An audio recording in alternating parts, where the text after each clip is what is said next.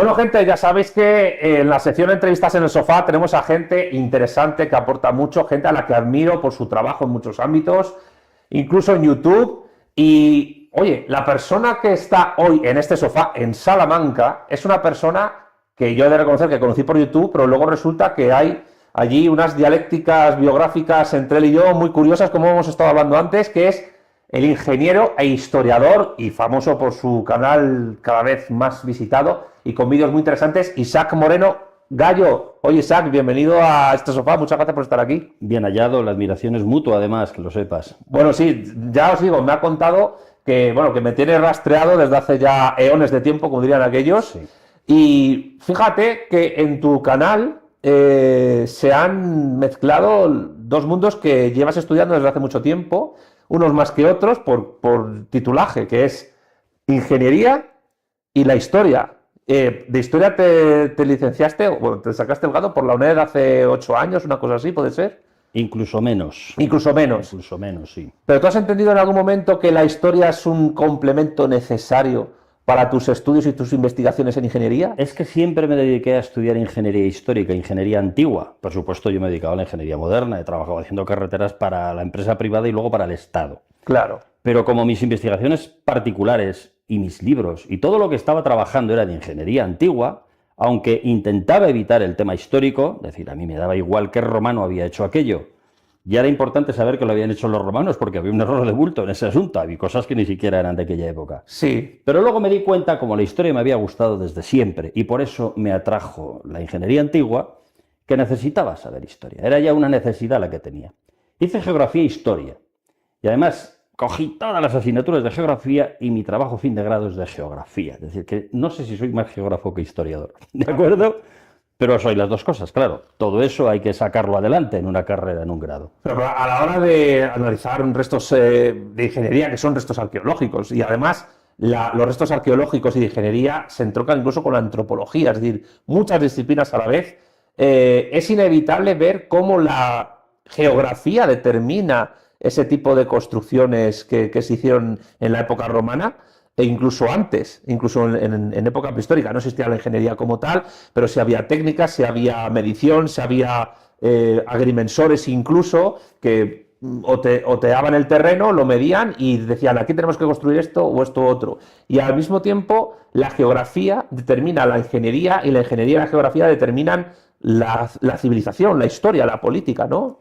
Yo soy de la opinión que la historia no se puede entender sin unos conocimientos vastos, con V, de geografía. ¿De acuerdo? Estamos de acuerdo. Porque hay mucha gente que dice, yo estudio historia, y luego en la geografía se meten unos palos que dicen, no, así tú no puedes entender la historia, ¿sabes? Eso es así. Claro.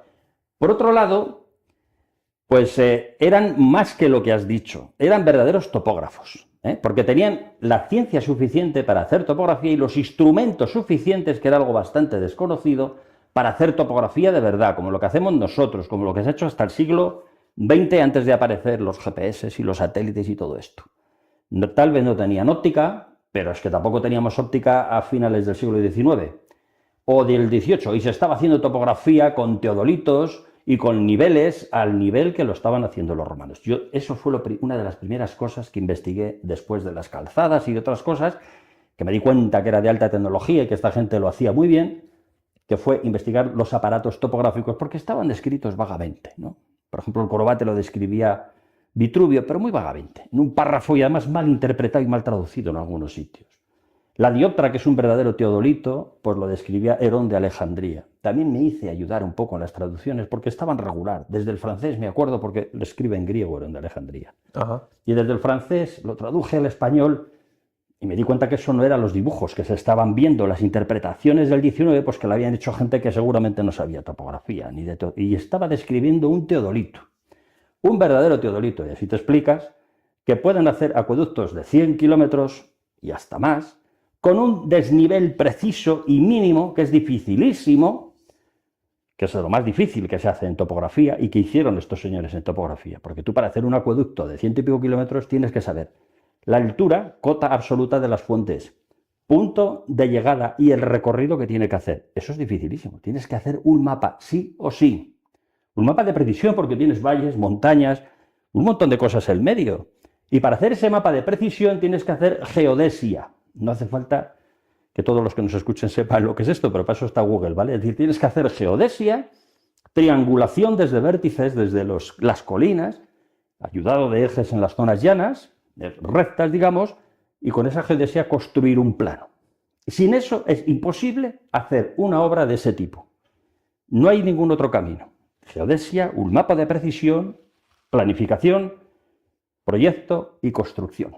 Replanteo una vez que has proyectado para que te salga preciso.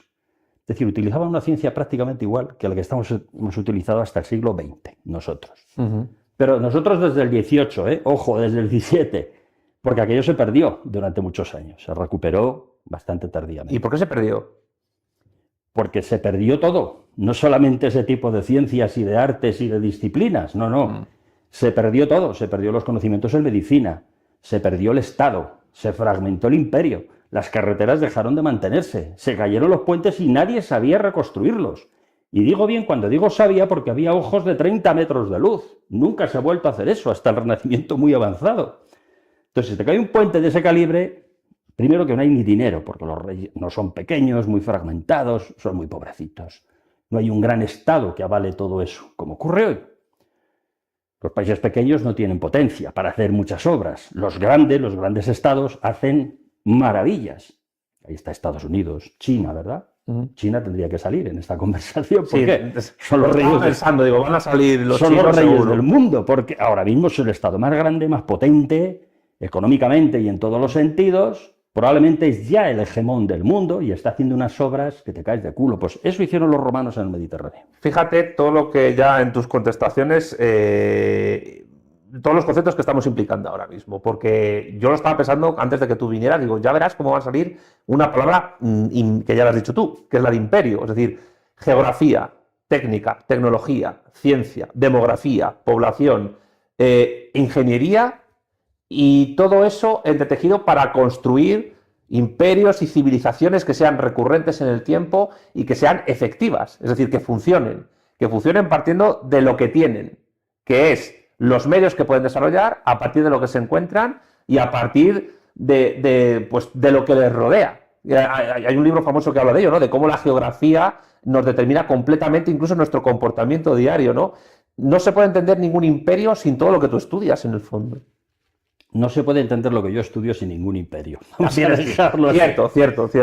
Está bien hecha la vuelta al revés. Los imperios tienen suficiente potencial económico para llevar a cabo todo esto que has dicho. Es decir, tú tienes los medios, tienes las ideas, tienes la técnica, pero si no tienes potencial económico y dominas un extenso territorio, ¿para qué vas a hacer una carretera? Para ir a 10 kilómetros de ahí no pasas, ¿me entiendes? Claro, no es lo mismo China que Andorra, está claro. Exactamente. Y no es lo mismo un imperio que otro imperio, porque ha habido imperios que han generado riqueza y han supuesto un avance, un desarrollo brutal en el territorio en el que se han instalado. El egipcio fue uno de ellos, por ejemplo, y otros antiguos muy desconocidos, los persas también, los hititas y, por supuesto, el romano. Voy a llegar al romano, pero es que luego ocurrió con el español. Claro. Ocurrió con el español. El español hizo obras, hizo ciudades, hizo lo que ya sabemos todos, universidades, no sé qué. Se integró con los pueblos que había conquistado, vamos a llamarlo así, como hicieron los romanos, ¿me entiendes? Que es cierto que no conquistaron a todos a besos, Eso es que los imperios no siempre se expanden a besos, pero desde luego el desarrollo que se produce en el momento que se crean estos imperios generadores es brutal, es el único desarrollo que se puede medir como Dios manda a lo largo de la historia.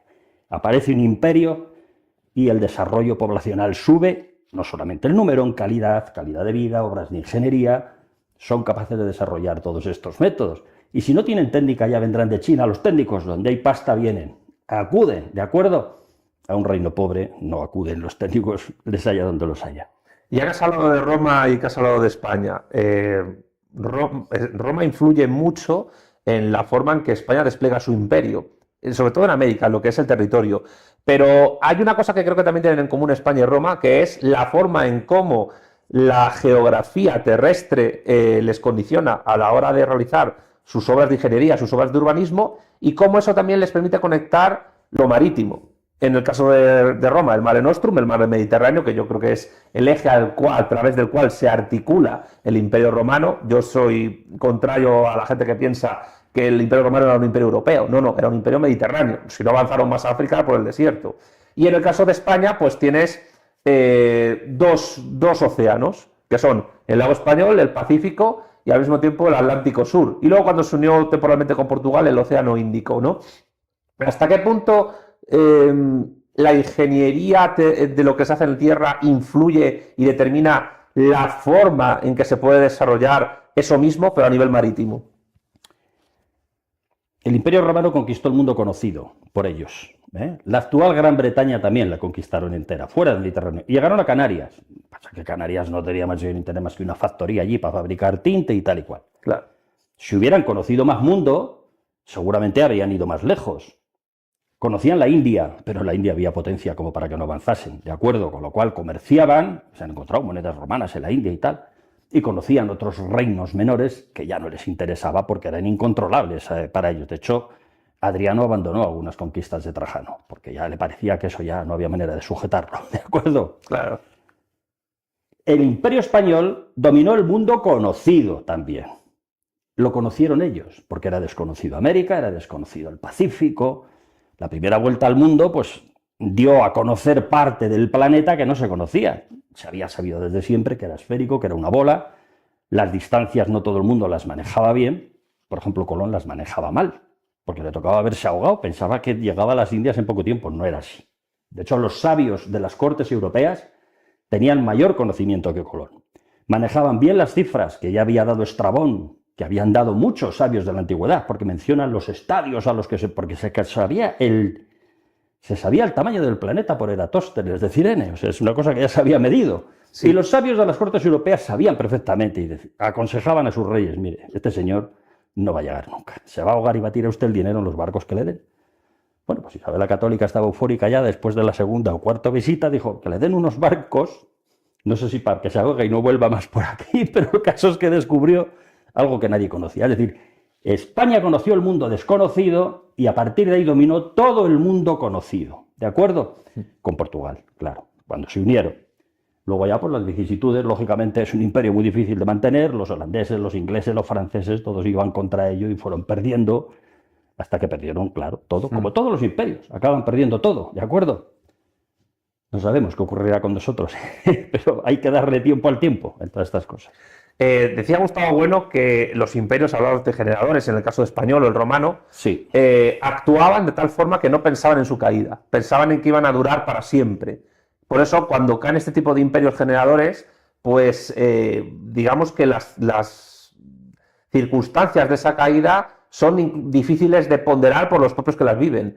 Y eso se transmite a las construcciones que hacen, porque de alguna manera esas construcciones buscan también perdurabilidad. Yo creo que te lo pregunto porque estoy pensando en el acueducto de Segovia, por ejemplo. Es decir, ha sobrevivido de muy largo al Imperio Romano, pero cuando los romanos lo construyeron, estaban pensando en este acueducto va a perdurar tanto como nuestro imperio. Claro, construían para la eternidad. Sí.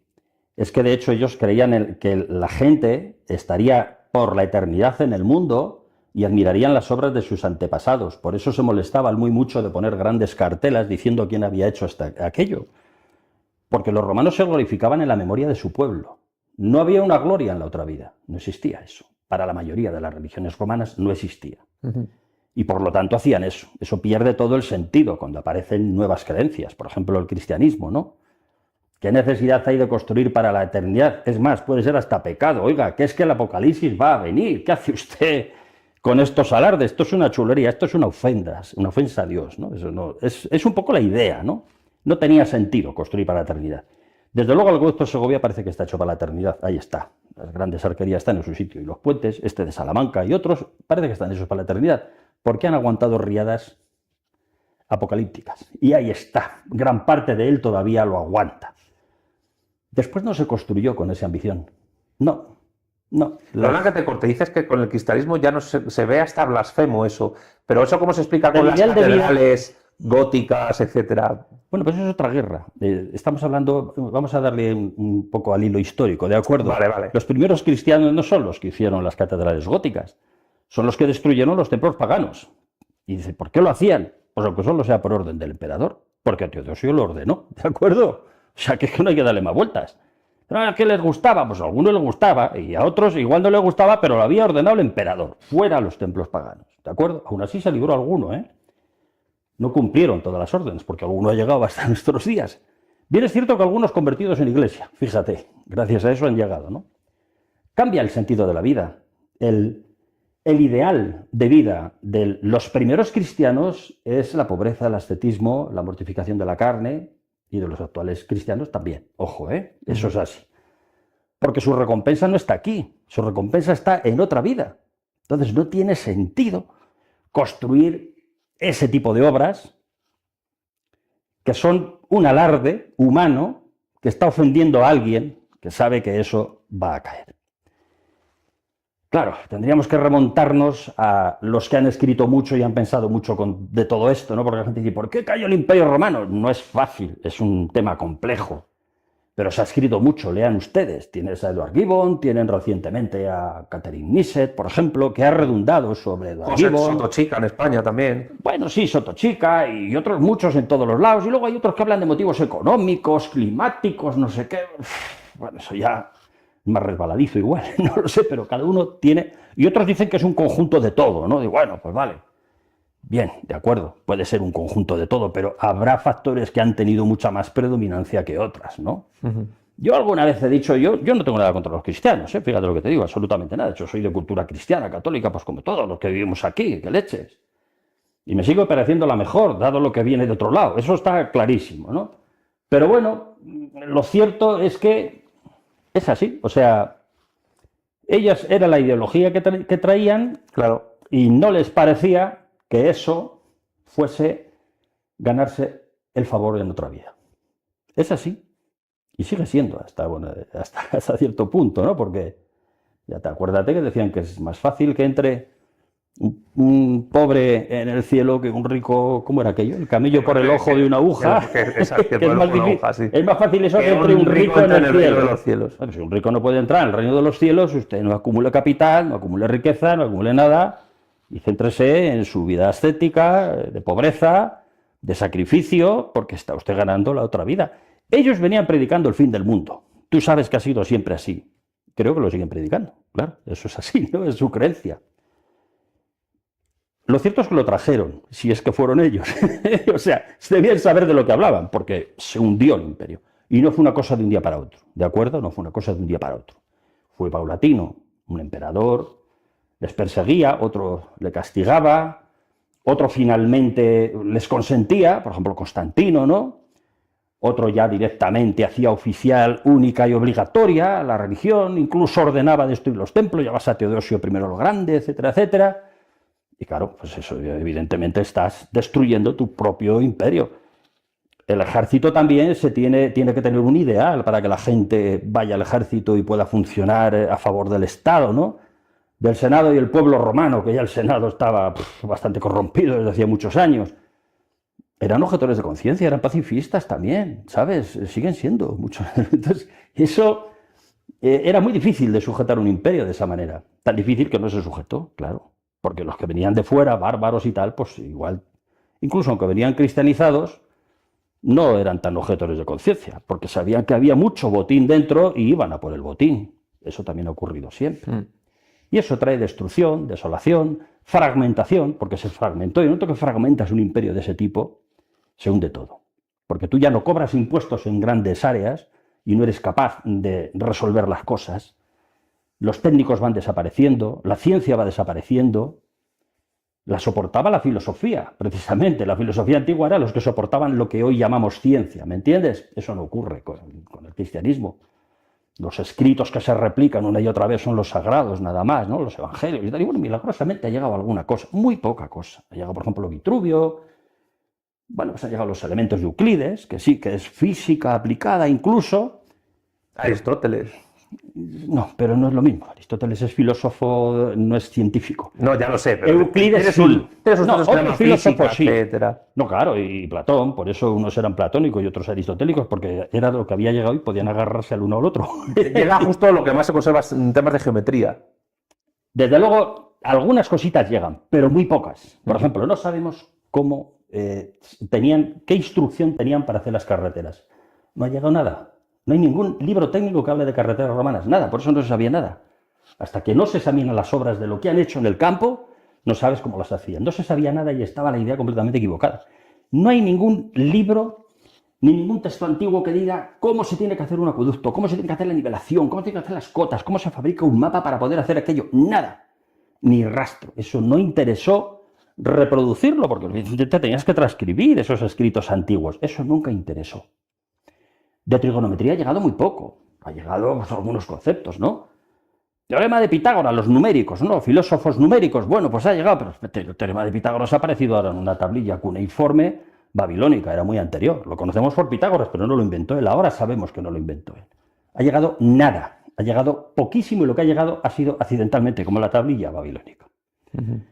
Eso se destruyó, eso no interesaba. Eso eran cábalas, brujería, yo qué sé. Eso no interesaba a las nuevas gentes y al nuevo ideal de vida que se estaba imponiendo. Es una aproximación a lo que yo creo que ocurrió, ¿de acuerdo? Que me parece más verosímil que otras cosas. Bueno, un cambio climático, pues ahora tenemos uno y no parece. Igual no es eso lo que nos va a extinguir, serán otras cosas, porque el hombre se adapta muy bien a los cambios.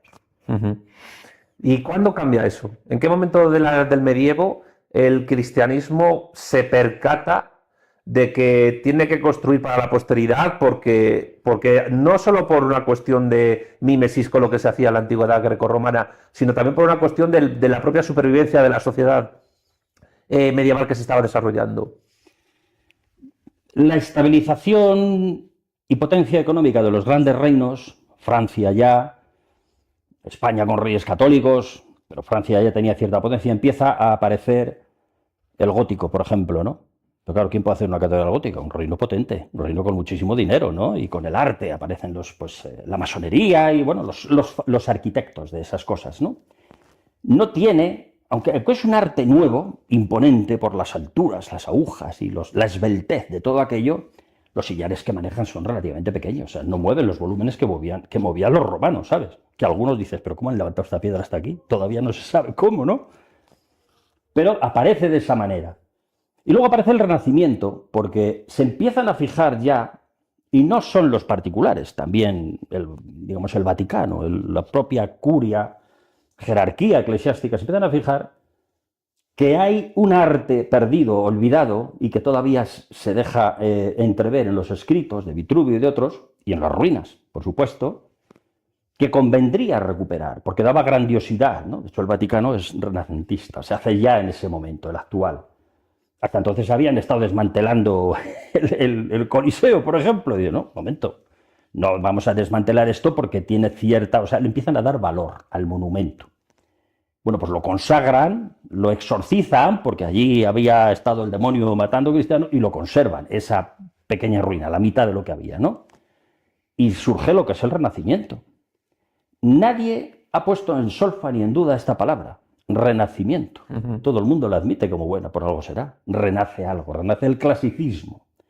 Reconocen que había una potencia en el clasicismo, al menos arquitectónica, y también de algunas ciencias. Ahí está Leonardo da Vinci, ¿no? Y todos estos que empiezan a estudiar los textos antiguos y a sacar ellos y a inventar cosas. No hay que ir a Italia, en España también. En España aparecen libros de física aplicada, que son los primeros libros de ingeniería, por ejemplo, el de Juan de Lastanosa, en los 21 libros de los ingenios y las máquinas, que te das cuenta que reproducen el corobate. Bien reproducido como yo lo reproduje después en 2004 sin conocer el dibujo de Juan de Lastanosa. O sea, lo hacen bien. A partir de ahí otros lo reproducen mal, lo ponen como una mesita y tal, porque no se había conocido ninguno, de verdad, ni siquiera dibujado. Pero eso es un libro de ingeniería, los 21 libros de los ingenios y las máquinas, de un hombre que trabaja para Felipe II ya, creo que es para Felipe II, no Carlos V, sino Felipe II. Es decir, que claro, estamos hablando de un imperio que podía pagar esos técnicos y podía dedicarlos a trabajar y a investigar, porque cuando no hay potencial, tampoco hay científicos, ¿me entiendes? Los mejores científicos del momento los tuvo Felipe II, no te quepa la menor duda, los mejores. Porque si había alguno que era mejor en otro reino, había pasta y se lo traía. Eso es así. Lo fichaba. Lo fichaba. Y de hecho fue así. O sea, al final los mejores navegantes, todos, a partir de reyes católicos, los portugueses, que eran buenos navegantes, se venían a España y se nacionalizaban. Magallanes es un ejemplo, por ejemplo. Sí. ¿Me entiendes? Así que donde había potencia, donde había grandes reinos, porque a partir de reyes católicos el reino de España es un cañonazo comparado con Portugal, que se queda muy pequeño, ¿verdad? que llega, pues fíjate, desde Sicilia, pues prácticamente toda la península menos Portugal. Entonces eso permite tener una riqueza y engendrar una serie de riquezas de viajes, de expediciones científicas, porque la de Colón es una expedición científica. Es decir, este tío dice que va a encontrar las Indias, a ver si es verdad, ¿sabes? Eso es un ensayo empírico que se llama. Vaya usted y vuelva con el resultado. Y volvió, para sorpresa de todo el mundo, volvió. Yo hubiera sido el primer sorprendido si hubiera vivido en aquella época. Digo, esto es magia. ¿Por qué este tío ha vuelto si claramente el tamaño de la Tierra es el doble más del doble de lo que dice él? Porque lo describen muy bien los clásicos. No, él partía de Marino de Tiro, de las mediciones erradas de Marino de Tiro. No se sabe de qué partía. Dicen eso. Él tenía unas mediciones erradas. Yo tengo alguna hipótesis que no va a ser cierta, ¿para qué te le da contar? Pero yo creo que él manejaba los estadios romanos, mientras que la descripción de la distancia a las Indias que manejaba Estrabón eran estadios griegos, que tienen distinta medida, ¿sabes? Y entonces, claro, los estadios griegos eran muy grandes, y decía, hay 8.000 estadios hasta la India. Él cogía a los romanos y decía, está ahí mismo. Y no está ahí mismo, no está ahí mismo. La medición de Eratóstenes, pues igual no la conocía. Porque si la hubiera, claro, no conocían todo, conocían parte. Y el tío estaba convencido de que él llegaba a la India. Luego hay muchas teorías, ¿no? Que si alguien le había dicho que sí, que por allí se llegaba y tal, lo que tú quieras. Pero yo creo que estaba profundamente equivocado. Tenía un error de bulto que le tenía que haber llevado a la muerte, y solamente la providencia de existir un continente en el medio hizo que llegase vivo, ¿sabes? Hasta que se dieron cuenta que era un nuevo continente, que tardaron unos años. Eso no fue inmediatamente, ¿no? Pero él murió sin saberlo, se dice. Sí, no sé si será verdad, pero es probable que él muriera sin saberlo. Pero en todo caso, los propios científicos de la corte de Francia, de Inglaterra y de España, que habían aconsejado a sus reyes, no tiene razón, este tío está loco, no va a llegar nunca, estarían perplejos unos cuantos años, diciendo, ¿qué ha pasado aquí? ¿Cómo puede ser que nuestros cálculos estén errados? Tan tontos somos, que somos los asesores, no él. Y él ha encontrado las Indias, hasta que se dieron cuenta que no, que era un continente nuevo y que era muy diferente todo esto. Hay una palabra que está soterrando tu exposición. Cuando has dicho la expedición de Colón era científica, evidentemente lo era también, pero no solo. En el momento que se conquista Granada, el 2 de enero de 1492, el reino nazarí de Granada, se cierra la posibilidad, de momento, hasta la batalla de las Alpujarras, la rebelión de las Alpujarras, de que existiese en la península ibérica algún tipo de intervención del califato islámico. En este momento era el otomano, que había conquistado Constantinopla en 1453 y se había convertido en, ya lo era antes, pero en un tapón absoluto y definitivo para que los reinos cristianos europeos pudieran acercarse a China vía terrestre. Portugal también es un hecho científico innegable, un éxito científico innegable es que rodean África, pasan lo que hoy es Ciudad del Cabo y llegan a la India, Vasco de Gama. Pero España hace el camino inverso, pensando que ya se sabía que la Tierra era esférica, ya se sabía más o menos el diámetro de la misma, a pesar de la cuestión esta de Colón, y decían, vamos a llegar a China, a Cathay, lo que se llamaba Japón, por el poniente, por occidente, y vamos a tomar al turco por la espalda, retomando los intentos de llegar por tierra que Ruy González de Clavijo, cuando llegó a Tamerlán, intentó desarrollar y que aquello se abortó porque Tamerlán se murió demasiado pronto. En ese momento se descubre que ese continente es un nuevo continente, el Mundus Novus de Américo Vespuccio, contexto de descubrimiento, contexto de justificación, pero es que esa expedición no es solo científica, es también comercial y bélica. Sí. Entonces, ¿qué pasa? Que la palabra que está soterrando toda tu exposición es la palabra guerra. ¿Por qué te la digo? Porque creo que convendrás conmigo que no se puede entender el apoyo de los imperios a la ingeniería y a la ciencia, no solo teniendo en cuenta la geografía, sino teniendo en cuenta la guerra, porque la geografía también condiciona la guerra y de la guerra se determina también la tecnología y la ciencia que se desarrolla. Entonces, es una pregunta a mitad reflexión, Isaac. La guerra es fundamental. Tal vez geopolítica, porque ya existía la geopolítica. Sí, claro, no se llamaba así, pero... Bueno, pero ya existía. Llámalo X, pero era lo que estaban trabajando todos los grandes reinos en este sentido. Portugal no compartía datos con España. Porque si hubiera compartido datos, dices, no, a mí me cuesta esto tiempo, la distancia que he medido por mar es esta, luego, si yo recorro prácticamente media esfera, tú no vas a llegar con esa distancia. A donde yo voy, a las Molucas. ¿Me entiendes? Sí. No compartían datos. Si hubieran compartido datos, igual habían ido con más prudencia dirección oeste, intentando encontrar... Pero claro, en ese momento eran rivales, Portugal y España. Y por supuesto los turcos. Pero los turcos no tenían un afán oceánico, vamos a llamarlo así, ¿no? Y ahí estaba esa geopolítica, sobre todo yo creo, entre Portugal y España. Eso era la rivalidad geopolítica, porque los turcos, efectivamente había desaparecido la quinta columna en España con el final del Reino de Granada.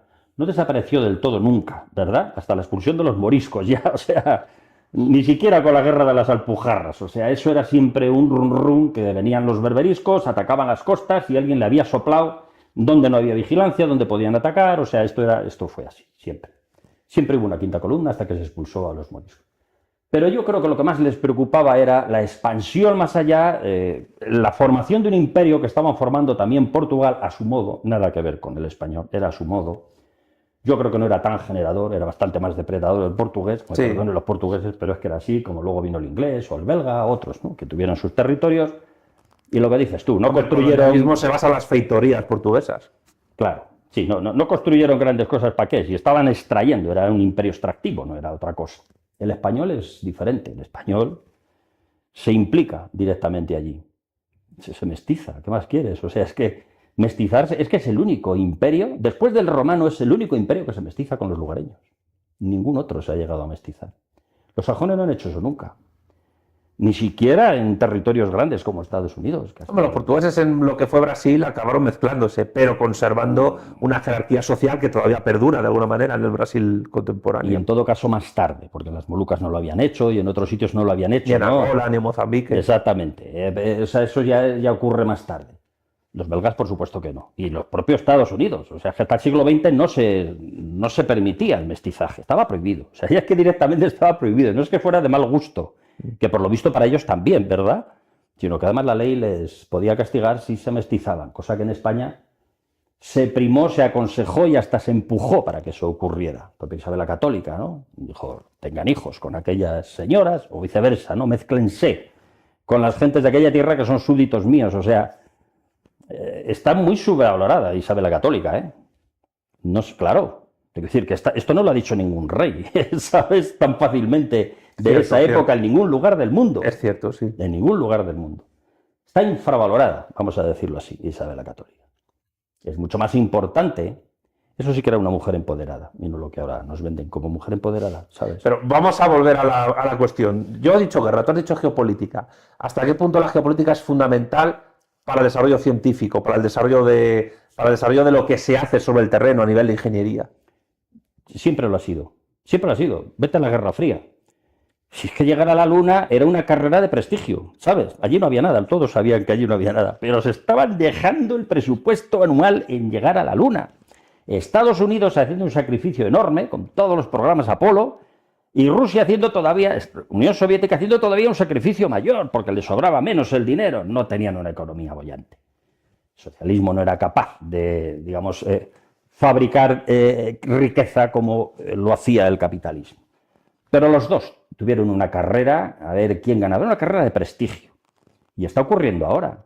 O sea, China tiene las mayores obras, tiene los mayores buques y portaaviones, los está fabricando, porque quiere imitar a Estados Unidos. ¿Va a tener guerra con Estados Unidos? No, en principio nadie. De hecho, China no parece belicista.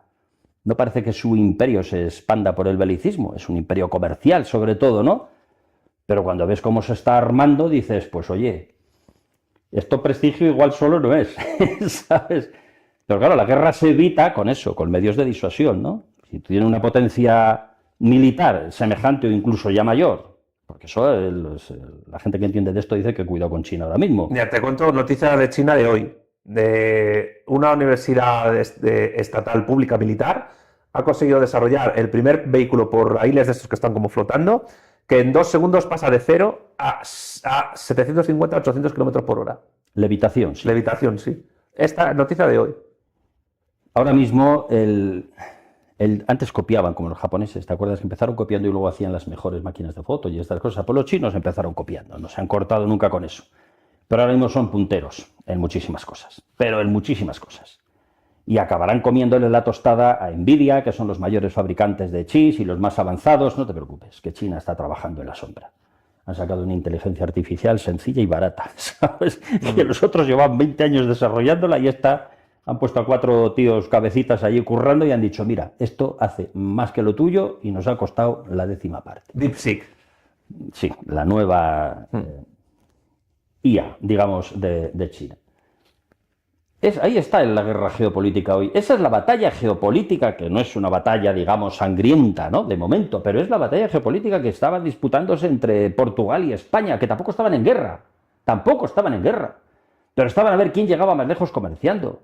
España no quería comprar las especias a Portugal, porque eran carísimas, no quería conseguirlas él, quería conseguirlas ellos.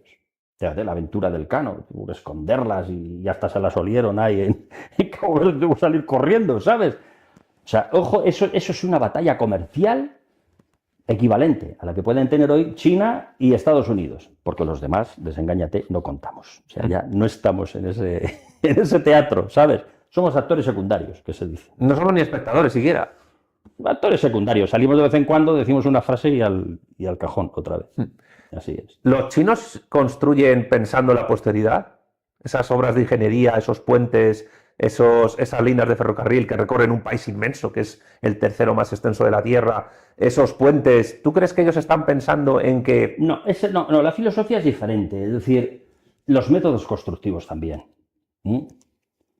Incluso la satisfacción por lo construido también es diferente. Hoy la ingeniería es puramente funcional, meramente funcional, es decir, tiene que funcionar muchos años, porque si no, no sale rentable, no puedes amortizar la obra en el tiempo debido, pero tiene que ser buena para que funcione perfectamente. Tú tienes que hacer un puente que salve 2 kilómetros en un valle profundo, los chinos lo hacen, y lo importante es que salve los 2 kilómetros en un valle profundo, que aquello se sostenga, que no tenga ningún tipo de problemas ante un sismo, ante nada, porque todo eso se calcula y se pondera a la hora de hacer el puente.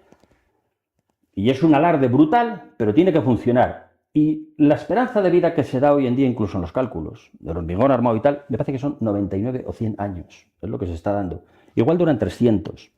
Pero nadie aspira a que dure más las obras. Yo lo he visto en proyectos. Es casi como la esperanza de vida de un ser humano común actualmente. Bueno, en algunos países. Ser. Pero no significa que se vayan a caer con 100 años, ¿no? Pero en teoría es lo que se da incluso a arcos metálicos, tubos metálicos, que saben que dentro de 100 años hay que reponerlos, porque ya no sirve pintarlos, se ha oxidado, se ha deteriorado mucho.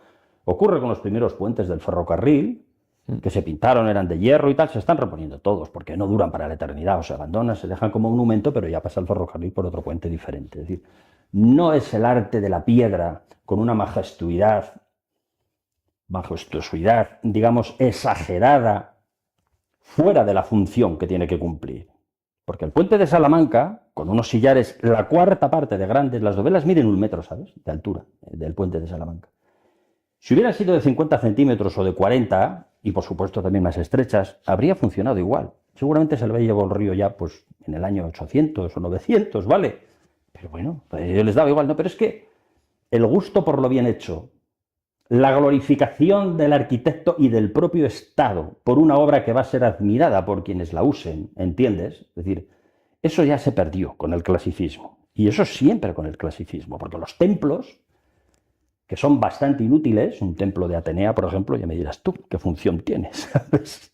De repente se deja de creer en Atenea y ¿qué haces? Pues tienes que poner otra cosa, ¿no? Eso es lo que hay.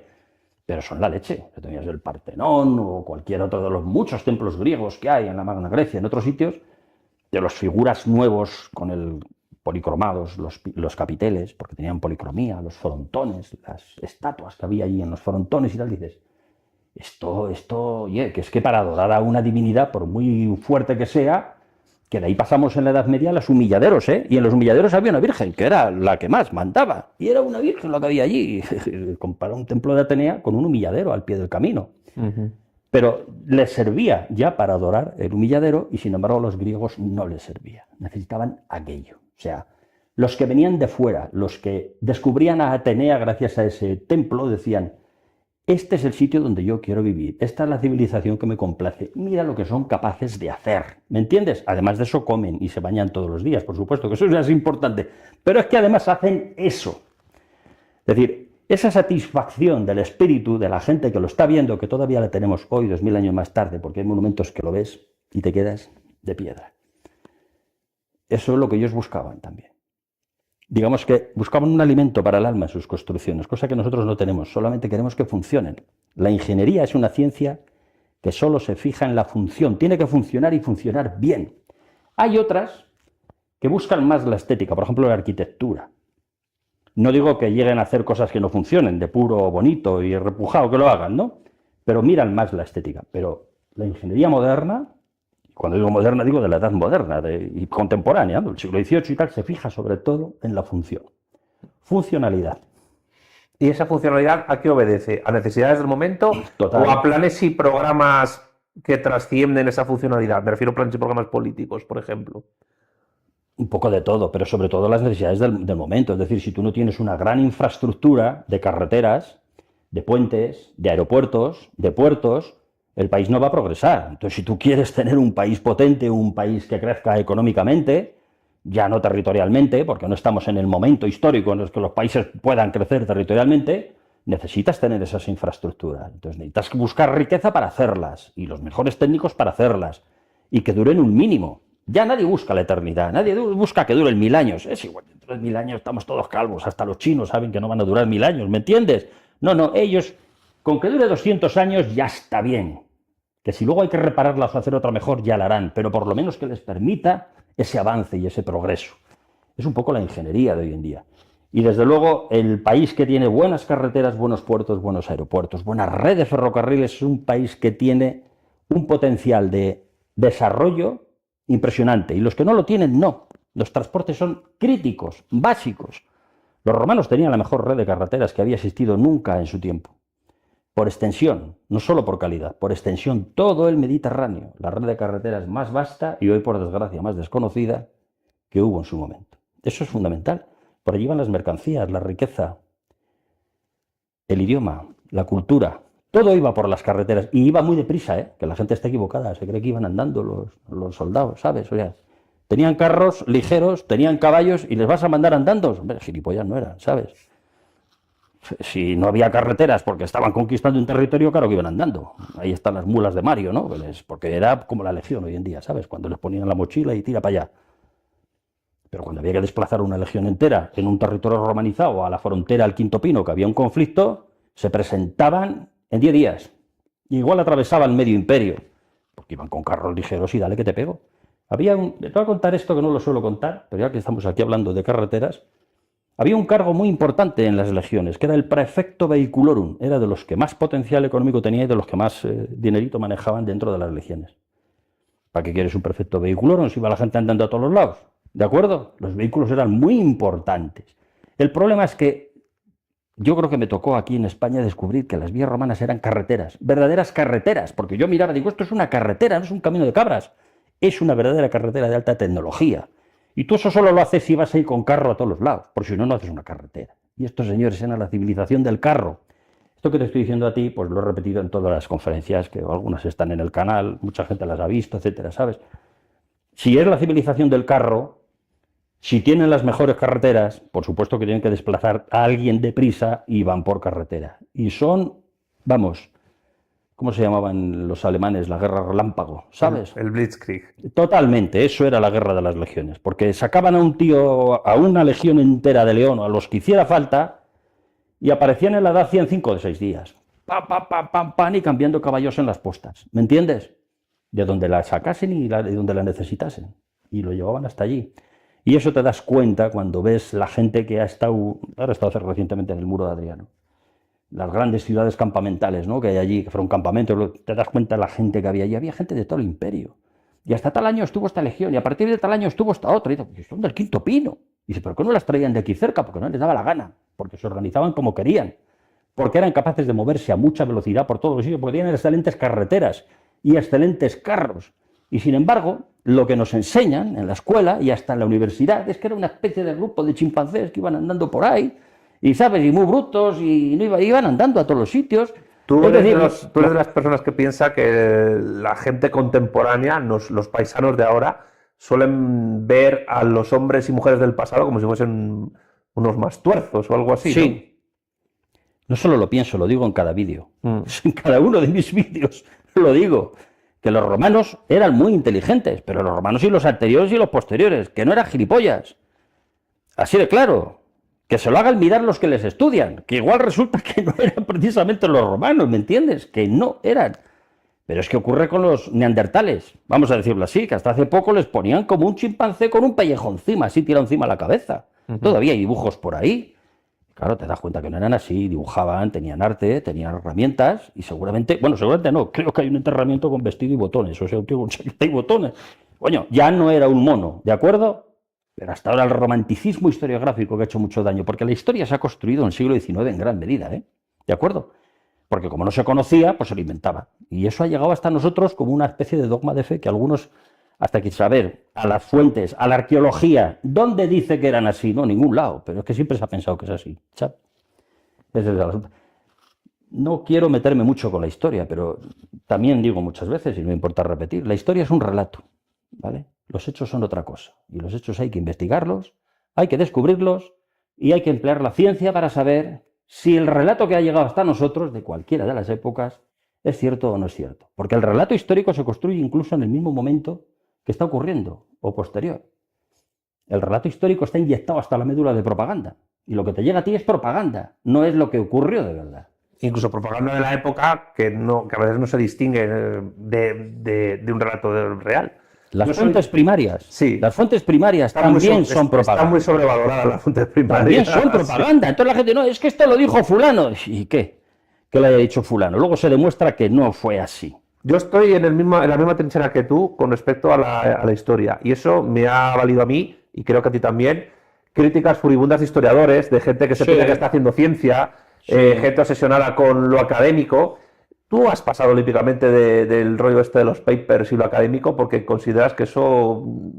a ver, tampoco es cuestión de meter a todos en el mismo saco. No, hay cosas muy buenas. Hay cosas muy buenas, investigadores muy buenos y ensayos muy buenos. Pero hay mucha morralla también, ¿no? Mucho, mucho. ¿Y a qué se debe eso? Pues no lo sé, pero a mí me ha tocado leer tesis doctorales de la cosa que a mí me interesaba, ¿no? De las vías romanas, de los puentes romanos. Las hay excelentes, claro, pero hay una excelente. Pero es que todas las que había detrás era para tirárselas a la cabeza el tío que las hizo. Tienen cum laude todas, ¿de acuerdo? Entonces yo a veces digo, no tengo tiempo para leer mucho, sobre todo ahora porque produzco vídeos por un tubo, ¿no? Por lo tanto, intento seleccionar lo poco que leo. Novela no me da tiempo a leer, porque la ficción no me interesa mucho, ¿sabes? Y fíjate lo que te estoy diciendo. He leído muchas tesis doctorales y estoy hasta los huevos de leer ficción, ¿sabes? Es como encima leer novelas. Y eso le puede doler a algunos que han hecho esas tesis doctorales, pero puedo hacerte una lista de tesis doctorales excelentes que serían de obligada lectura, porque existen. A mí lo que me mata es que tienen la misma calificación que las otras. Y de hecho a ellos les deberían de matar, que a ellos les han puesto un cum laude y a los otros también. Y los que las han hecho buenas saben que la otra no vale nada y no se quejan. Pero a las tesis doctorales les pasa un poco como la ingeniería, y lo digo con perdón esto, buscar la funcionalidad laboral. Es decir, ¿esto de qué me sirve? Para ser doctor y luego dedicarme a investigar, a ser profesor de universidad y todo eso, independientemente del valor que en sí tenga la investigación académica. Como que lo que se mide es el peso de lo que produce la persona, no la calidad de la gente. Y claro, con esta forma de actuar en las universidades y a nivel académico, que esto viene desde el plan Bolonia, habría grandes filósofos y grandes historiadores y tal que jamás hubieran dado clase en la universidad. Nunca, en la vida. Sí, claro. El actual, quiero decir, ¿eh? Sí.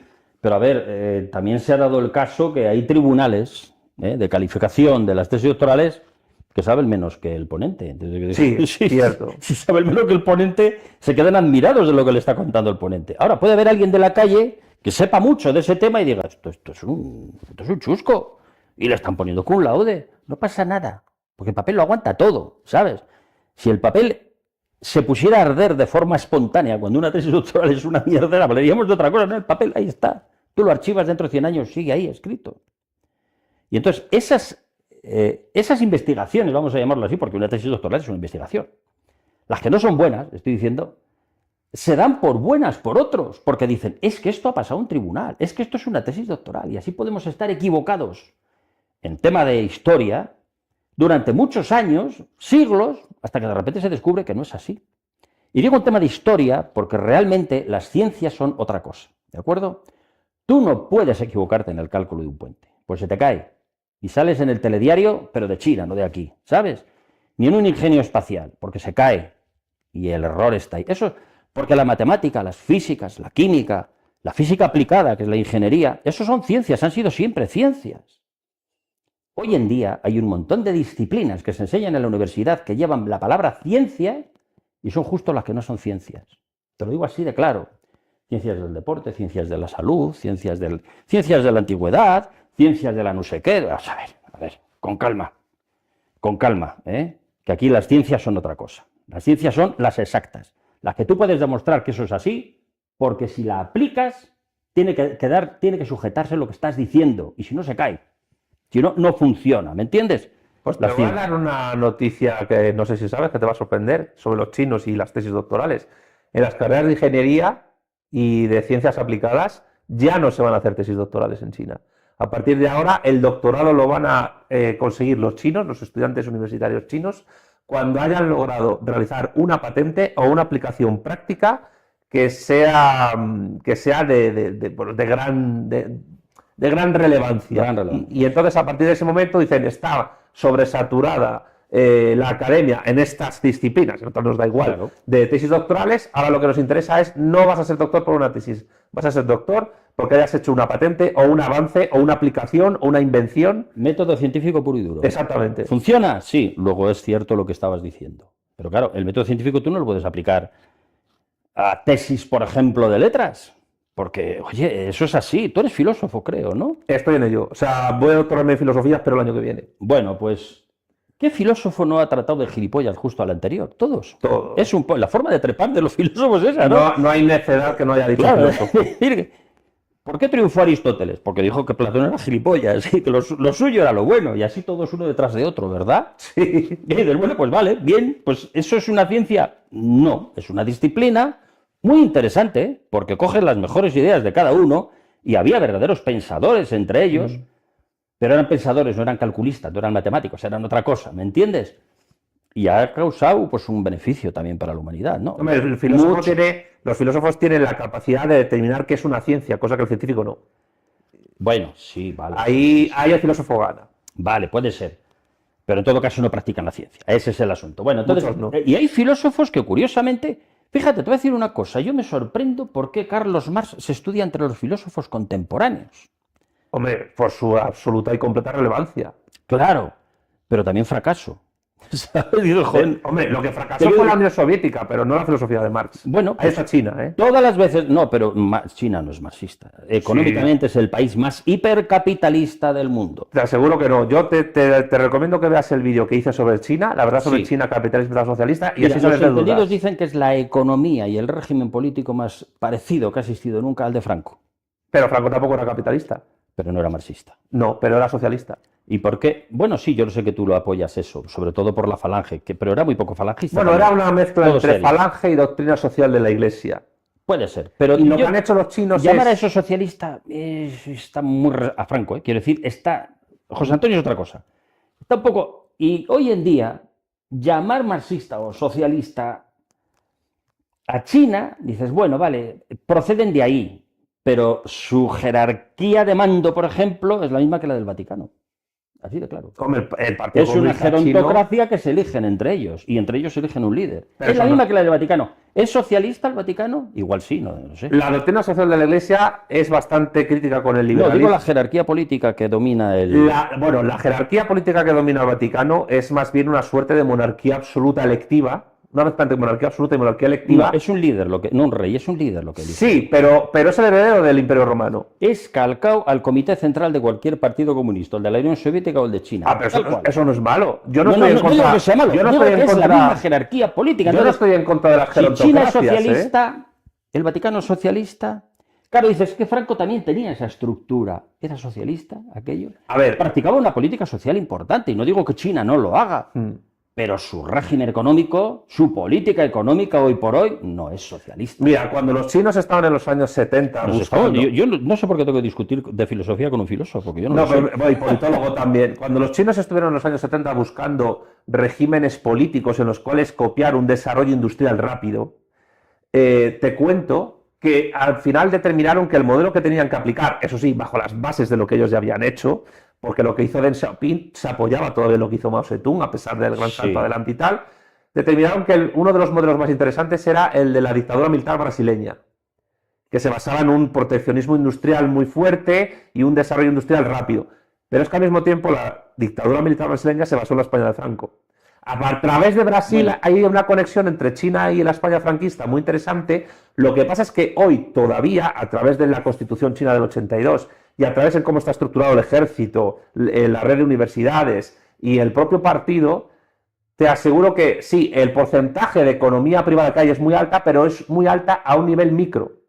A nivel macro, cuando una empresa destaca, la cooptan, la toma el partido, la toma el Estado y la impulsan. En ese pragmatismo imitador que han tenido de absoluto éxito, hay que reconocerlo, yo creo que Marx está en un cajón hace tiempo ya. Yo te digo que no.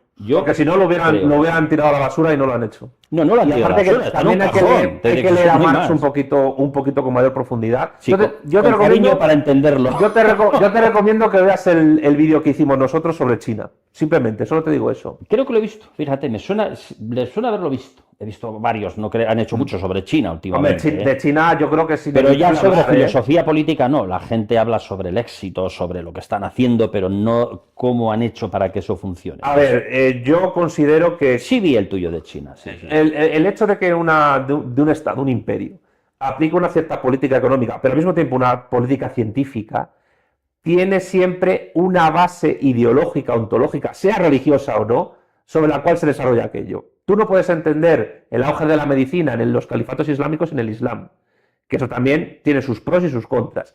Pero de la misma manera tú no puedes entender el Imperio Español sin la escolástica aristotélico-tomista, de lo que luego se llamó Escuela de Salamanca, que no se llamaba así entonces. De la misma manera tú no puedes entender... Francisco de Vitoria y toda esta gente. Tú no puedes entender la China actual sin lo que ellos llaman marxismo, leninismo, pensamiento Mao Zedong, teoría de Deng Xiaoping, la teoría de la triple representatividad de Jiang Zemin y ahora Xi Jinping, que se ha convertido no solo en un líder de Estado, sino en un teórico. Y lo mismo pasaba en Roma. La inflexión empezó con Deng Xiaoping. Sí, claro. Antes de Deng Xiaoping, te compro que eran socialistas, marxistas y lo que tú quieras. Después de Deng Xiaoping, es muy difícil ya de calificar lo que ha pasado. Pues yo te recomendaría leer a Deng Xiaoping, porque es uno de los pensadores, vamos a llamarlo así, más desconocidos por un montón de gente. Revolución China, sí. Además era un depurado de Mao y de su esposa, de los cuatro. Le salvó, Mao le salvó a Deng Xiaoping de la revolución cultural. Le tuvo un poco apartado. Era un depurado, sí. Pero es un tío que de verdad, en esto que se llama Occidente deberían leerle. Yo tengo ahí las obras escogidas de Deng Xiaoping y de Xi Jinping y hay que leer a los chinos, de verdad te lo digo.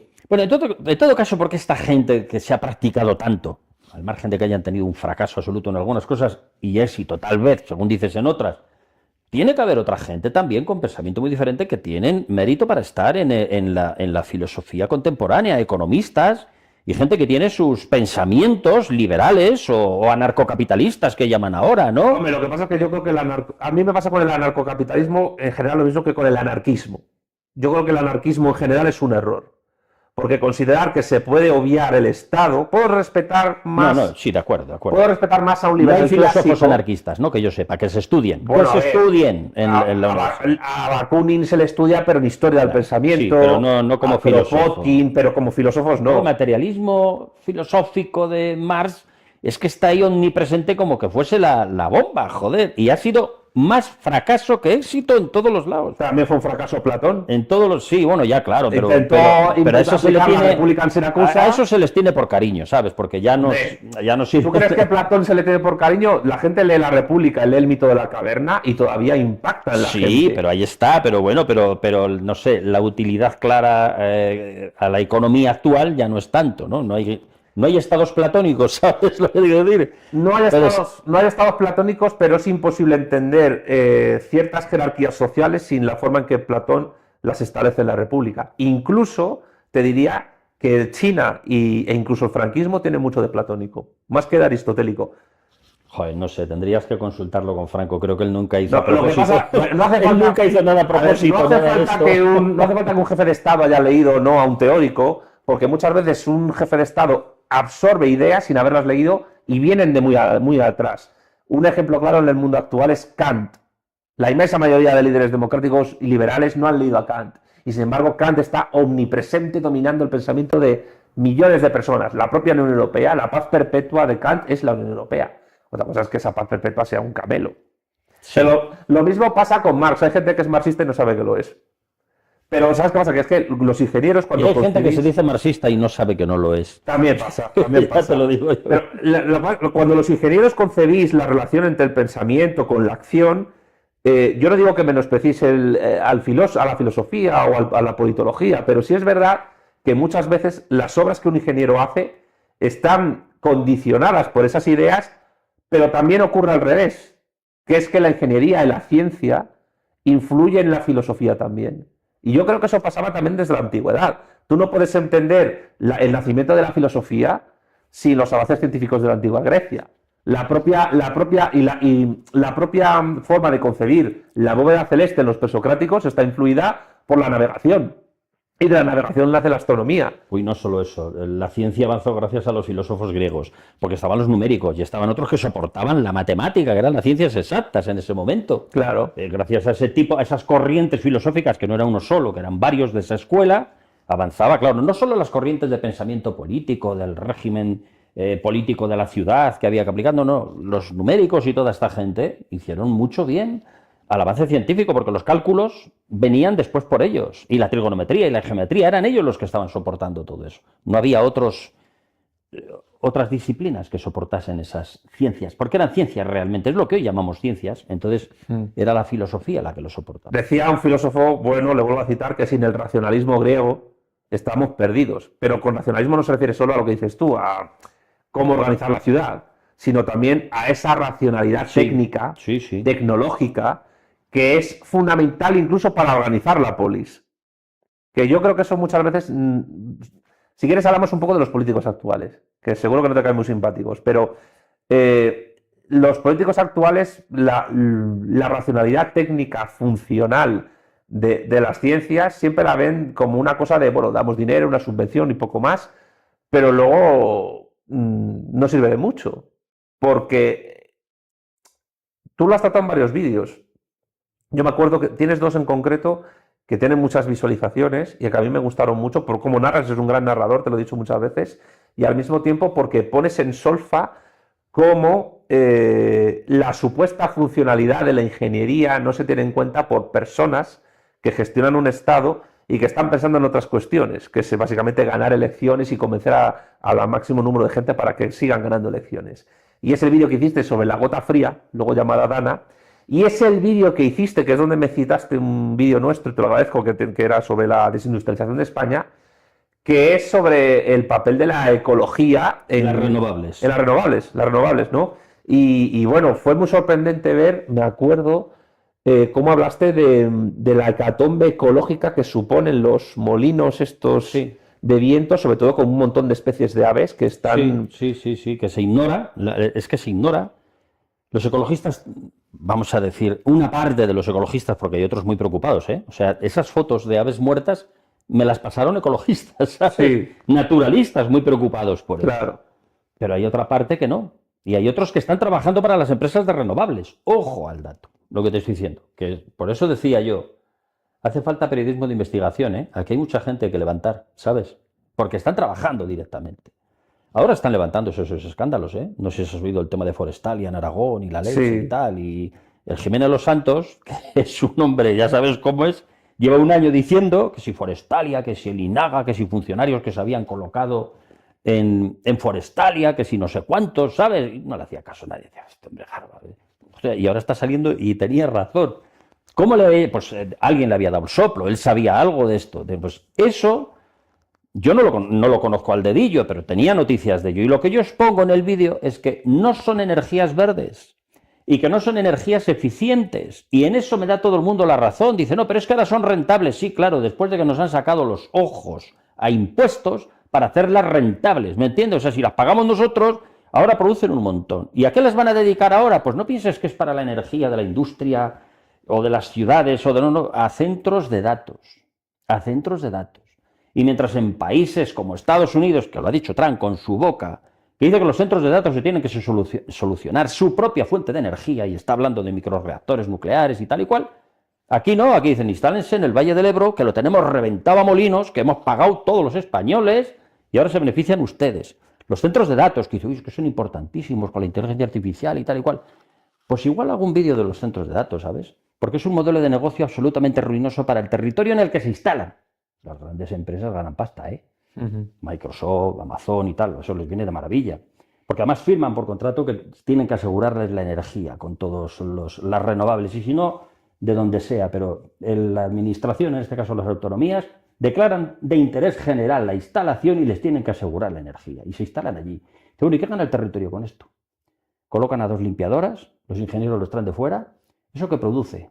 ¿Sabes? Porque como lo declaran de interés general, ni siquiera el impuesto de construcción lo pagan a los ayuntamientos. Que ha habido alcaldes que han dimitido diciendo, ¿cómo encima se va a poner aquí? Le han regalado el terreno, lo han declarado de interés general y no cobro ni siquiera el impuesto de construcción. Y luego menos, porque luego es que están ahí puestos y sí, en el pueblo van 2 limpiadoras allí, que van con una máquina y nada más. O sea, ¿qué riqueza produce eso al territorio en el que se instala? Eso está sin explicar. Eso está sin explicar. En impuestos, ¿qué pagan realmente a la comunidad, por ejemplo, autónoma en la que se instala? O a la provincia, o al municipio, o al Estado. Pues te sorprenderías si supieras que pagan prácticamente nada. ¿Para qué coño lo pones? ¿Sabes? Y consumen energía por un tubo y dicen, no, pues que ya tenemos los molinos y la energía sí se la vendemos. Coño, pero la hemos pagado nosotros. Es que esos molinos están instalados porque lo hemos pagado con nuestros impuestos.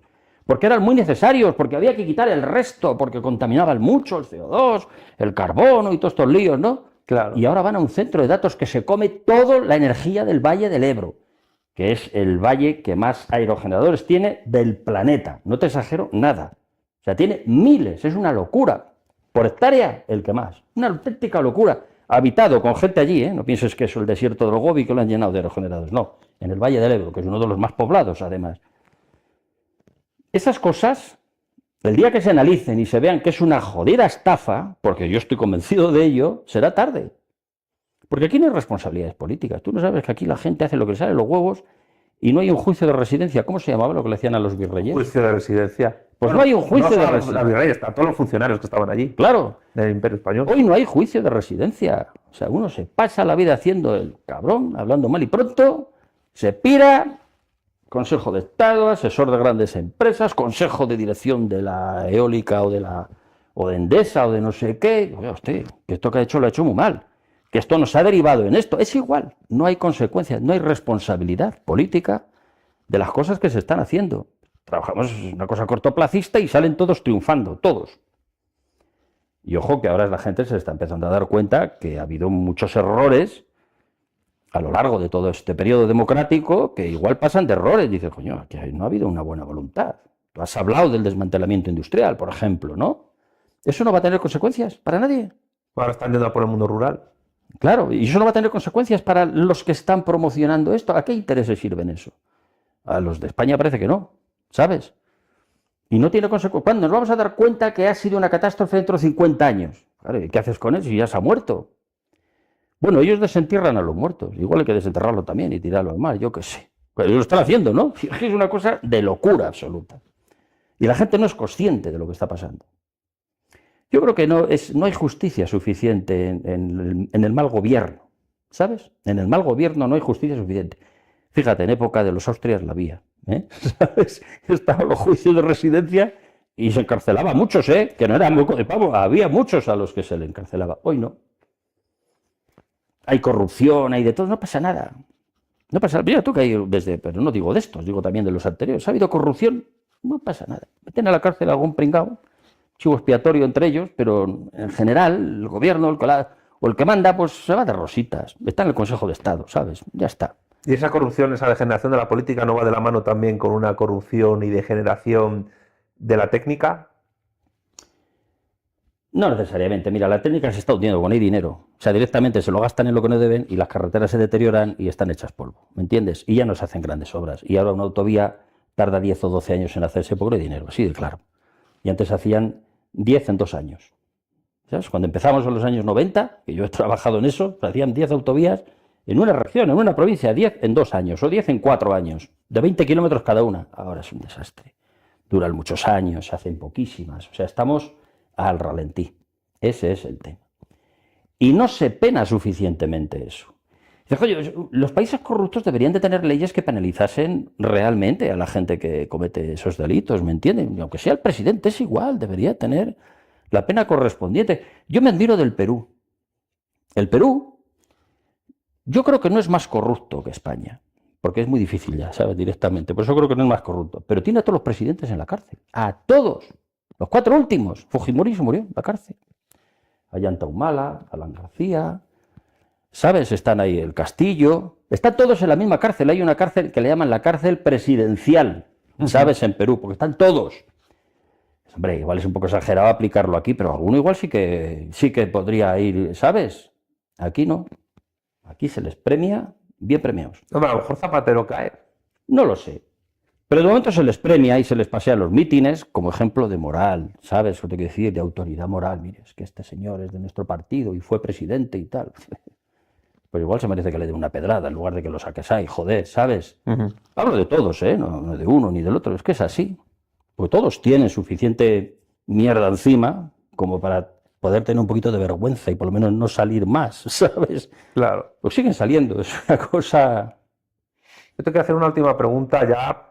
¿Tú no crees que de esta degeneración que se está desarrollando, sobre todo en Europa Occidental, en Estados Unidos un poco menos, pero también pues tiene sus cosillas, ¿tú no crees que de aquí, de esta polvareda, no podría salir algo positivo? Es decir, ¿tú no crees que podría haber algún tipo de regeneración tanto en la política como en la vida social, como la forma de ver a los demás? Porque también la gente va un poco a su bola y tendrá a sobrevivir, hay mucho individualismo. Sí. ¿Tú no crees que se podría, sabiendo que en peores plazas hemos toreado, vamos a decirlo así en la Sí, historia? ojalá, ¿eh? Yo soy optimista de naturaleza y sin embargo te tengo que decir que ojalá, porque no estoy seguro.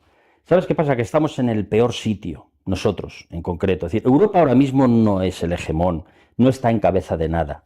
Y dentro de Europa nosotros no somos los mejores, ¿sabes? Entonces, coño, si Europa es el culo del mundo y nosotros somos aquella parte la peor de todas, dices, pues te invita al pesimismo, ¿sabes? Yo no sé lo que va a ocurrir, pero desde luego me parece que no nos vamos a comer un colín. Sí, puede que salgamos y que sobrevivamos, pero nada más. China sí se va a comer al mundo, silenciosamente y ya está. Tiene la deuda externa de todos nosotros, ¿sabes? Y se la vamos a pagar, sí o sí. Pues hay gente que piensa que la deuda no se paga. Sí, se ha pagado siempre. Y se ha pagado siempre. No ha habido nunca, en ningún momento en la historia, que la deuda externa no se haya pagado. Y si no podemos con dinero, pues se quedará con algo. Con territorio, materias primas, lo que sea. ¿Sabes? Y Estados Unidos, pues ya veremos a ver si sale porque está metido en un follón, ¿sabes? Estados Unidos también está bastante decadente. Rusia, pues está en guerra. O sea, así que... No estamos en una situación ahora muy buena. Sin embargo, China sí. China no tiene ningún problema, más que le molestan de vez en cuando. El Trump o el otro, ¿sabes? Pero no le puede molestar mucho. Le molesta... Japón, ahora... Japón, sí, pero le molesta un poco, pero nada más. Bueno, ya lo han solucionado, porque la economía japonesa dependía mucho del turismo chino. Sí. Y por las declaraciones de la primera ministra sobre el tema de Taiwán, fíjate que los chinos hasta planifican a los turistas suyos. Dicen, ya no vayáis a Japón, ya no van a Japón, y ahora tienen un problema los chinos porque se están yendo a Corea del Sur, se están yendo a Vietnam, a Tailandia. Luego hay esa rivalidad entre Corea del Sur y Japón influye mucho en el aviso que tienen los japoneses de sí mismos. Dicen, joder, ya no vienen aquí a dejarnos remesas de yuanes esta peña. China manda mucho sin levantar la voz. Estados Unidos manda cada vez menos levantando mucho la voz, ¿sabes? Porque, muy buena frase. Porque es así. Muy buena frase. Hubo cazas del presidente y tal, pero le va a costar remontar.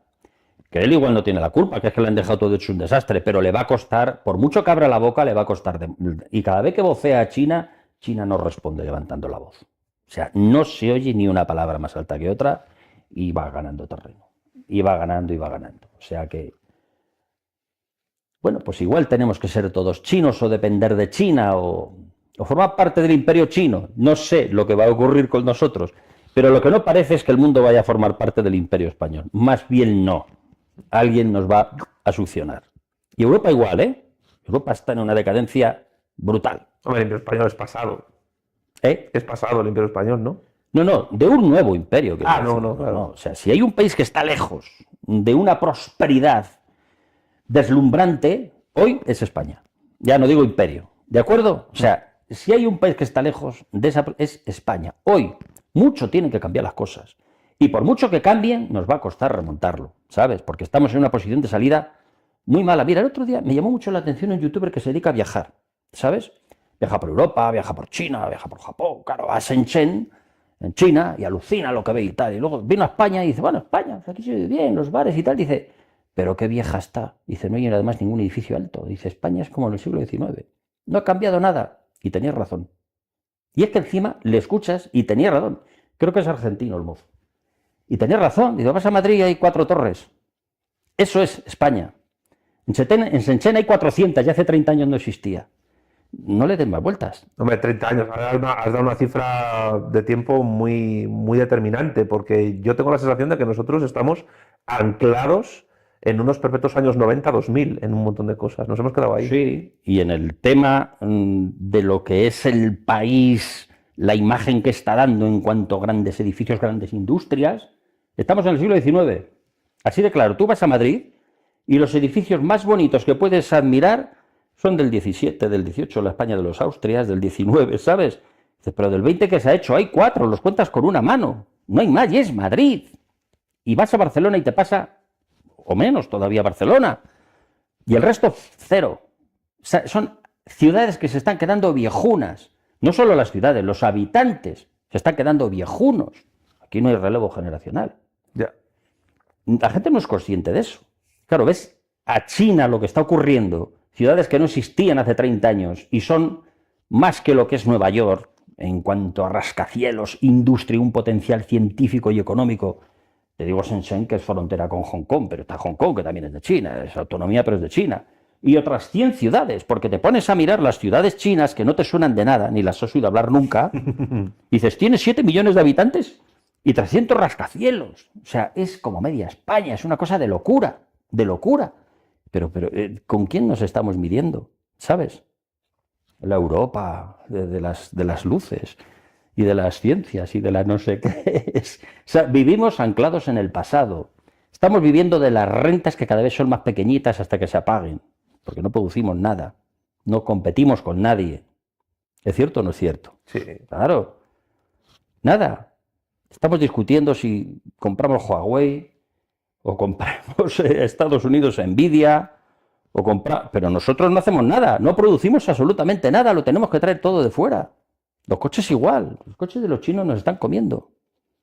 Ahora se han puesto a hacer un todoterreno que se llama Ebro, ¿te acuerdas de es una cosa, una especie de orgullo nacional. En Barcelona, en la antigua Nissan, hacen un todoterreno que se llama Ebro. Hasta ahí hemos llegado, se acabó, ¿sabes? Entre tanto, China pues ha sacado 15 o 20 marcas nuevas, que nadie había oído, que producen cientos de millones de coches, y en Ebro pues creo que han fabricado, ya van por los 1000 o 1000 y pico. Es que ese es el nivel, esa es nuestra potencia industrial hoy en día. Te exagerará todo lo duro que quiera, pero es así. Yo tengo 2 hijos, ingenieros, ya están resueltos. No te quiero ni decir dónde viven. Porque es que los echa el país directamente, ¿sabes? Uno de ellos no está aquí. Ya está muy lejos, ¿eh? Uh-huh. Es lo que hay. Es lo que hay. Bueno, Isaac, muchas gracias. Espero que os haya interesado tanto como a yo escuchar a este pedazo de narrador, de ingeniero, de historiador y de youtuber. Hay que llamarle youtuber también, ¿por qué no? Porque lo es. Y ya está. Bueno, nos vemos en la siguiente. Gracias. Hasta luego, amigos.